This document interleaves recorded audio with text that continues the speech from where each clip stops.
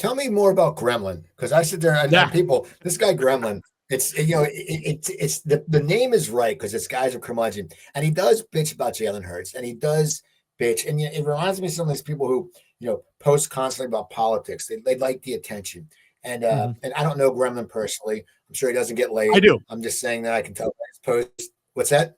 I do, and I'll give you the backstory on him. I'll give you the backstory on him. And then tell me, because everyone explains though, because everyone he pisses people off so bad. But the one thing I'm going to give him is he sticks to his guns, and it's one thing if someone's just is so headstrong, but they get shit on because he gets shit on, but they stick with their conviction.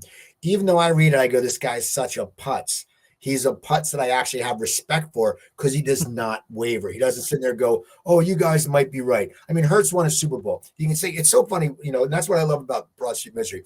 People are bitching. The Eagles are 4-2. The only team with a better record in the NFC, they beat. Colin Kerr just rated the Chiefs the best team. They beat the Chiefs. They beat all these good teams.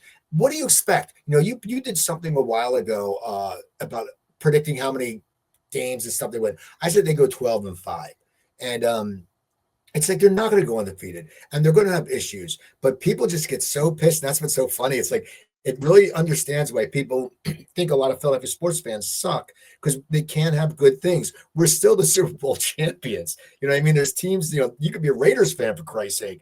But tell me more about Gremlin because it just cracks me up. So Gremlin is a guy. He's real. Okay, there are people that think he's fake or they think it's different admins, and I'll go into what the original idea was for Gremlin, but he's actually a guy I grew up with and is this way in real life. I don't think he wants to drop his name out there. It's why he goes as Gremlin.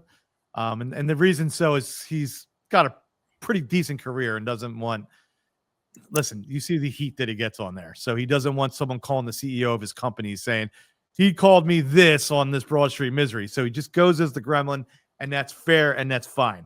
But he's a guy that I grew up with, and he was this way as a kid, okay? It was always the world's coming to an end with our sports teams.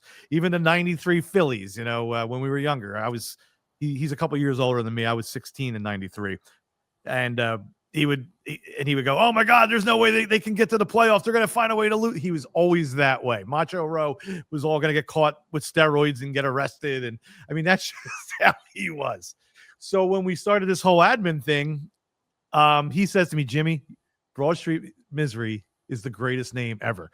Now, he didn't understand that I was doing Broad Street Misery as kind of like a parody more than like I really believe we're miserable people. But he is miserable. So he took that literally, and he goes, can I be an admin? Can I get access? And I said, yeah, okay. I mean, I was thinking about not just having me on there anyway. So he was, besides Eugene, probably the original person.